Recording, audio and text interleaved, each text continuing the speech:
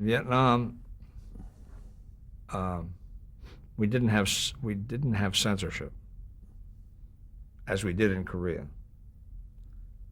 But we had pretty much what is called the embedded situation, because there were hundreds of journalists who descended on Saigon. And we needed the military to provide the transportation to get to the battles, to get to the battlegrounds. Well, we went where they wanted to take us. Sometimes they would do just what we asked, but most of the time we did pretty much what they wanted us to do. So we saw this perception that they had of what the war was like. I mean, we were able to get some good coverage from all that. But I think anybody who throws his arms around the coverage and thinks it was somehow sensational, I'm not quite disposed to believe that. I think we did a pretty good job, but it could have been a lot better. But the problem is that it could have been a lot better if we'd had the cooperation of people from all over. But, how do you get to the Viet Cong side, the North Vietnamese side? And just supposing they did give you access, would you want to be shooting pictures of American kids being killed? I don't think so. And that's true of all wars. The wars we have fought have been one-dimensional. We didn't know the Japanese, we didn't know the Germans, we certainly didn't know the Koreans or the Vietnamese. So it's a one-dimensional coverage based on what our people tell you is going on. But having said that, I think that there were aspects of the war we covered that were very legitimate and very necessary. And it was the first war where the horror of the war was covered fairly early and then pretty intensely, correct? I think so. I mean, and we also, there were aspects of the war that were covered that, how should I put this? I mean, if you think that waterboarding is something new, because it's going on in Iraq, it's not new. As you know, historically, it began during the Spanish Inquisition. But it was true in Vietnam. I mean, I saw Vietnamese soldiers interrogating Viet Cong prisoners, and they were waterboarding them. They were giving this artificial drowning. And our advisors were standing there just watching it. So in a sense, we were part of that. So it's nothing new. And it's a horrendous technique. Did you see other kinds of torture? No, although I did see a couple of Viet Cong prisoners thrown out of helicopters who were not cooperative.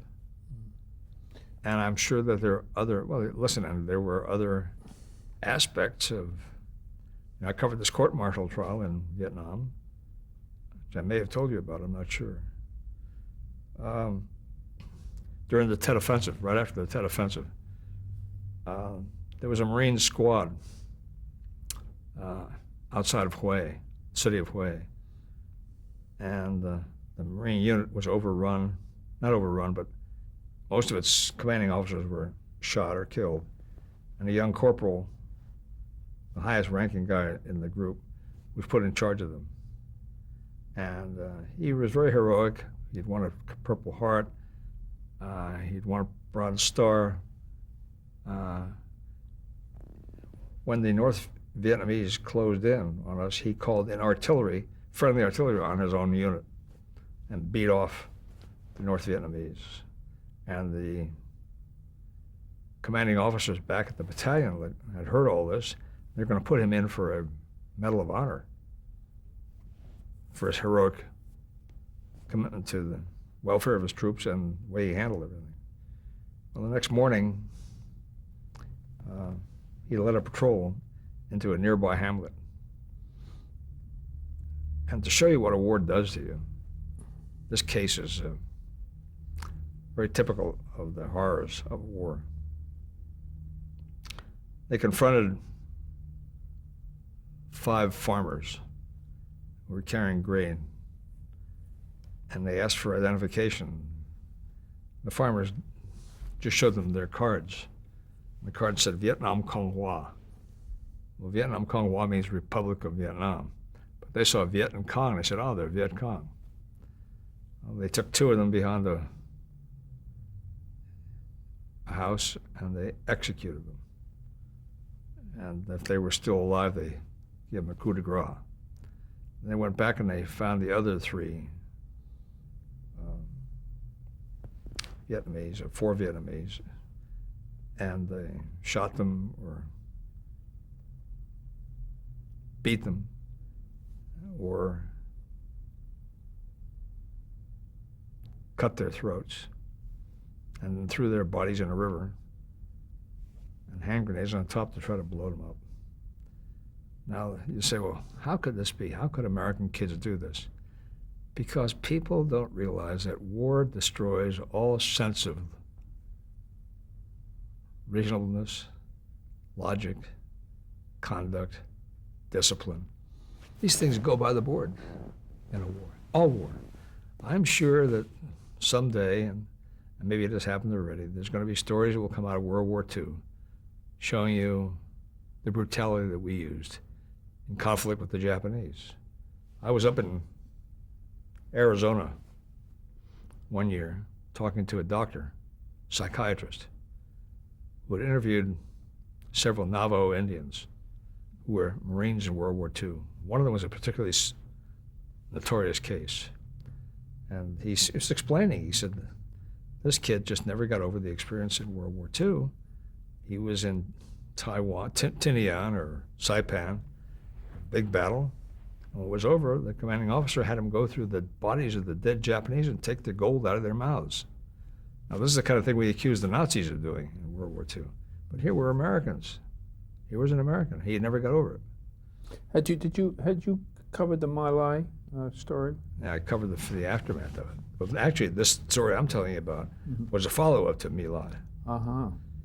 And I went back to My Lai later on and saw all the consequences of that action. But, the American people just kind of, after the horror of hearing about the story, in the long run, what happened to John Kelly? He had 2 years of imprisonment and got out on good conduct behavior. His commanding officer was never charged and went to Madison, Wisconsin and set up a helicopter company, got out of the Army. They were nobody seriously punished. And in the case of this young Marine that I told you about, he was sentenced to life imprisonment in the court. The sentence was reduced to 14 years. He served about 3 years and got out. Why? The prisons were overcrowded. That was what we were told. So, I think that the